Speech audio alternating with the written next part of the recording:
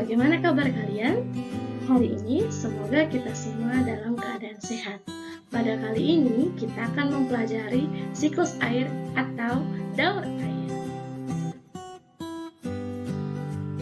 Daya alam yang sangat dibutuhkan oleh makhluk hidup di bumi. Tanpa adanya air, manusia, hewan, dan tumbuhan tidak akan dapat bertahan hidup. Berikut ini adalah manfaat air bagi makhluk hidup.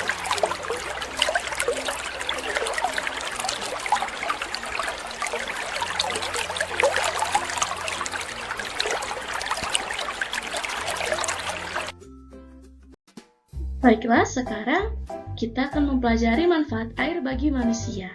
Bagi manusia, air bermanfaat bagi kesehatan tubuh. Untuk keperluan rumah tangga seperti minum, masak,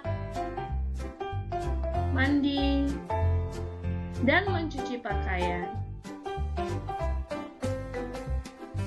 Nah, air dapat juga dimanfaatkan sebagai sarana rekreasi dan olahraga seperti renang, selancar, arum jeram, dan sarana transportasi.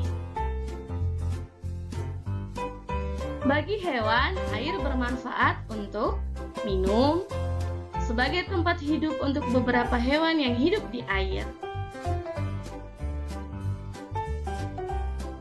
Untuk membersihkan tubuh dan mendinginkan suhu tubuh seperti pada kuda Nil berikut. Tahukah kalian bahwa kuda Nil menghabiskan sebagian besar waktunya di dalam air?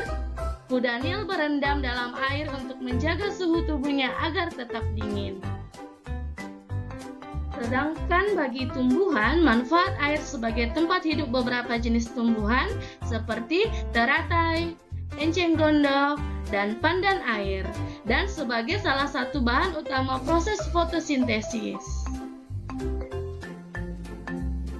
Nah, itu dia beberapa manfaat air bagi kehidupan makhluk hidup, seperti manusia, hewan, dan tumbuhan. Tahukah kalian bahwa 70% kandungan di bumi adalah air? Pertanyaannya, apakah air di bumi akan bertambah atau berkurang? Air akan selalu tersedia di bumi dengan volume yang jumlahnya tetap, tidak bertambah ataupun berkurang. Halo anak-anak hebat, di sini kita akan belajar tentang siklus air yang terjadi di bumi. Siklus air merupakan proses perputaran air yang tidak pernah berhenti, secara berulang dan terus-menerus dari atmosfer ke bumi dan kembali lagi ke atmosfer. Yuk, mari belajar siklus air bersama. Oke, dalam siklus air ini dikenal secara umum dengan 3 tahapan anak-anak. Namun sebenarnya siklus air ini terjadi banyak tahapan.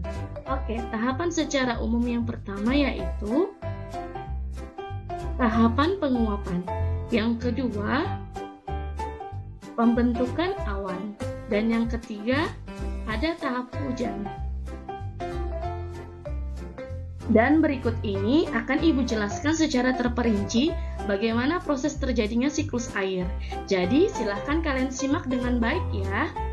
Dalam proses terjadinya siklus air, pertama-tama yaitu air yang berada di bumi, baik itu yang ada di sungai, di dalam danau, maupun di laut, akan mengalami penguapan apabila terkena oleh sinar matahari.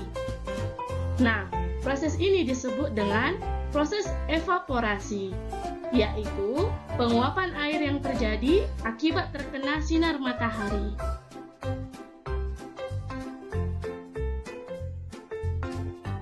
Nah, kemudian tidak hanya ada air yang di danau, di sungai, dan di laut saja yang menguap, tetapi air yang ada di tumbuhan juga akan menguap apabila terkena sinar matahari.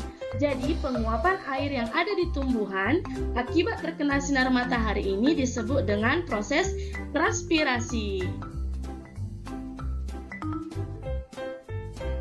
Kemudian, uap air hasil dari evaporasi dan transpirasi kemudian naik ke atmosfer anak-anak. Uap air terus naik ke tempat tinggi yang dingin dan mengalami proses pengembunan yang dikenal dengan istilah kondensasi. Kondensasi ini yang menyebabkan perubahan wujud menjadi butiran air yang kita sebut dengan hujan. Tidak hanya dalam bentuk hujan saja, tetapi bisa juga dalam bentuk salju. Turunnya bintik-bintik air ini kita sebut dengan presipitasi. Presipitasi ini merupakan peristiwa jatuhnya butiran-butiran air dari awan. Jadi seperti yang Ibu sampaikan tadi, bahwa presipitasi dapat berupa hujan atau es salju. Nah anak-anak, selanjutnya bagaimana hasil presipitasi ini nantinya akan kembali ke permukaan bumi seperti sungai, danau, dan laut. Butiran-butiran air ini akan diserap oleh tanah, kemudian akan dialirkan kembali ke sungai, danau, dan laut. Jadi proses penyerapan ini kita sebut dengan istilah infiltrasi. Jadi infiltrasi itu adalah penyerapan butiran air ke lapisan tanah. Nah, jadi itulah maksudnya perputaran air yang terjadi secara terus-menerus dari bumi dan kembali ke bumi. Maka dari itu, meskipun air kita gunakan terus-menerus, namun keberadaannya tidak pernah habis. Karena terjadinya siklus air. Oke, jadi itu adalah proses singkat terjadinya siklus air.